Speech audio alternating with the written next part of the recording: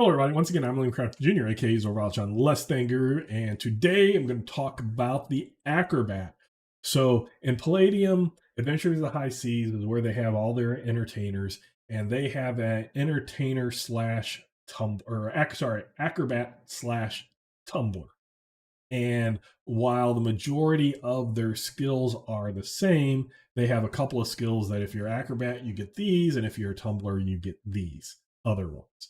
And again, as a way to get rid of redundancy, I just call them an Acrobat. If you wanted, you could call them a Tumbler. I just don't see a need to differentiate between the two. Let the player determine if they want to have a different name that they call themselves. But the general category, general occupation is Acrobat in my game. Attribute requirements, the same. Alignment, you can entertain people for any reason, evil, good, whatever. Physical conditioning is +6. Much like my rogues, they're not quite up there with the men of arms who are physical conditioning and heavy armor and training and doing stuff because they're fighting.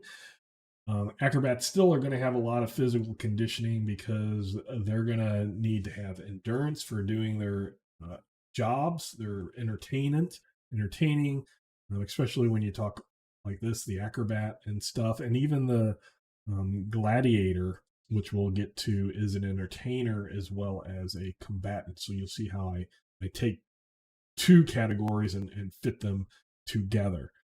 Armor tier is tier 3. They're not even going to be leather.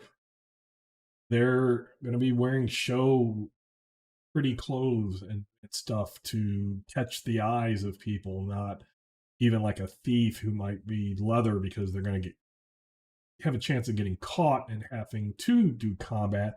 Entertainers, unless you're the gladiator, you don't want to get into combat at all. It's like not part of your day job, so you're not trained for that. So that's why they are armor tier 3.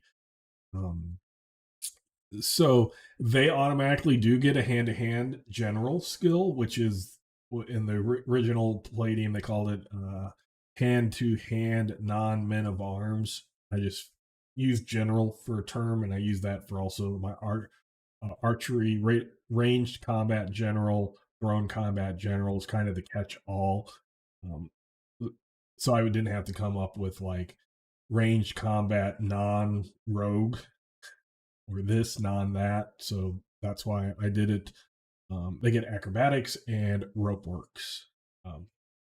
Level chart, level 1, that's where you get your base skills, elective and secondary. Level 2, you get a bonus to dodge. So that is good. Level 3, you choose 2 elective skills that you start. Level 4 for secondary, that's where you get your additional skills. Level 5, you get quick. Level 6, you get leap. Level 7, you get jump. 8 is more skills. Level 9, you get +2 to dodge. Now, since my rogues get an automatic dodge, my entertainers do not. So if they're dodging, they have those bonuses. They can dodge. It's just going to take an action to do. At level 10, the acrobat gets auto dodge because, again, they could get bonuses to dodge because of them being dexterous and what they do in their occupation, but they're not trained to fight. Unless they're gladiators, and we'll get to those. But at level 10 is when they get an auto dodge, and then they can give up their parry, and they can automatically dodge. 11 and 12 is where they get their skills. They get an additional 2 hit points at 13 and 2 shock points at 14. A lot of other ones got like a +1 here. For the rogues, they only have 2 times, so that's why I gave them a +2, or only once for hit points, 1 for shock points. And then at 15th, they get a +3 to dodge. And in my game, and I'm not sure what Palladium's official is, and I'm sure there's probably arguments about the pluses to dodge, because sometimes they'll say plus to dodge and plus automatic dodge. Can they use it? Mine is yes. You can use all your dodge bonuses, you add them all together. So they get +3 just for being an Acrobat 2 dodge. And by this time, you do have the auto dodge. Elective and secondary skills set up exactly the same as in Palladium. Elective, these are the skills you can choose from. Secondary skills, you can choose from the entire list. These are the ones who give you, which I always say who, which give you bonuses to it.